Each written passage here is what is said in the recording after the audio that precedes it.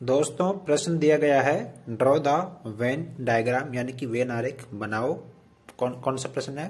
पहला प्रश्न है ए यूनियन बी का डैश और ए डैश इंटरसेक्शन बी डैश, इन दोनों का वेन डायग्राम बनाना है और प्रूव भी करना है कि दोनों क्या है, आपस में बराबर होते हैं। तो चलिए पहला सवाल करते हैं, ए यूनियन बी का डैश यानी कि ए यूनियन बी का में पूरक निकालना है। तो कैसे निकालते हैं?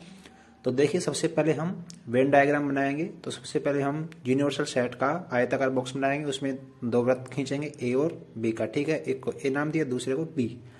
यूनिवर्सल सेट को यू से लिखते हैं, ठीक है।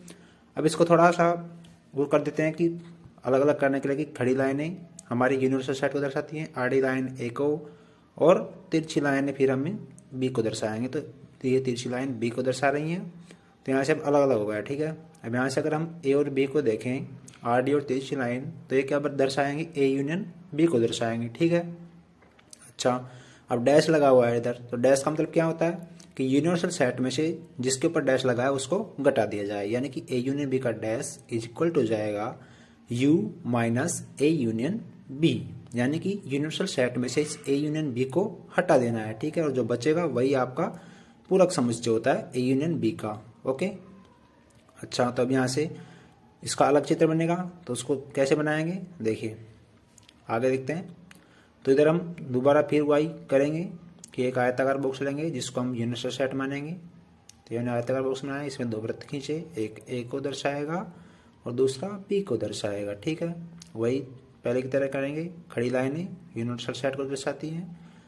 और यहाँ पे देखो हमें क्या कर रहे हैं, यहाँ पे अभी हम ए यूनियन बी का डैश करेंगे, यानी कि ए यूनियन बी को हटाना है, यानी कि ए यूनियन बी को हम भरेंगे नहीं, उसको खाली रखेंगे। तो इस प्रकार से हमारा जो प्राप्त अभी बना हुआ डायग्राम, ये हमारा ए यूनियन बी का डैश है, ठीक है। समझ आ गया? अब चलते हैं हम अगला प्रश्न की तरफ, सेकंड, ए डैश इंटरसेक्शन बी डैश को, ठीक है।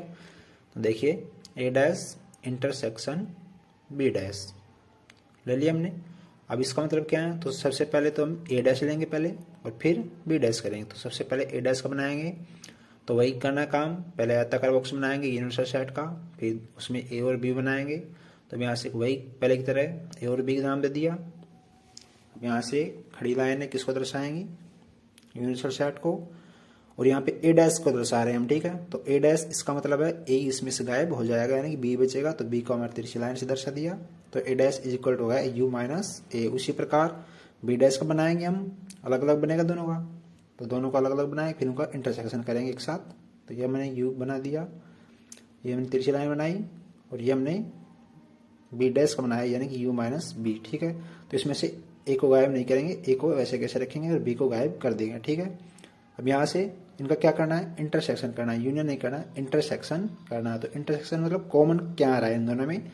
तो कॉमन क्या आ रहा है इन दोनों में? देखो जो ए है वो इसमें एक में है, एक में नहीं है, एक में बी में है, एक में बी है, दूसरे में बी नहीं है। तो यहाँ से जो ए और बी के यूनियन का बाहर का क्षेत्र है वही हमारा इसमें कॉमन आ रहा है। तो ये वही उसकी तरह है, हम पहले कर देंगे तिरछी लाइन उसको यूनिवर्सल सेट को दर्शाएंगे। अब देखो दोनों में कॉमन कुछ भी नहीं है, कुछ भी कॉमन नहीं है ना, तो इसको हम नो लिख सकते हैं, कोई भी कॉमन नहीं है, अंदर एक से है, ठीक है। ए और बी के अंदर कोई भी कॉमन नहीं है, उन दोनों में कोई भी इंटरसेक्शन नहीं है ए डैश और बी डैश में, ठीक है। तो जो बाहर का क्षेत्र है यही क्या होगा? ए डैश इंटरसेक्शन बी डैश को दर्शाएगा, जो कि क्या है? उसके बराबर है ए यूनियन बी डैश के, ए यूनियन बी के होल डैश के बराबर है।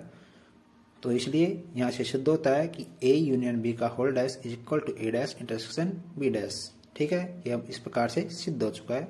तो ए डैश इंटरसेक्शन बी डैश ये हमारा उत्तर हो गया। थैंक यू, धन्यवाद।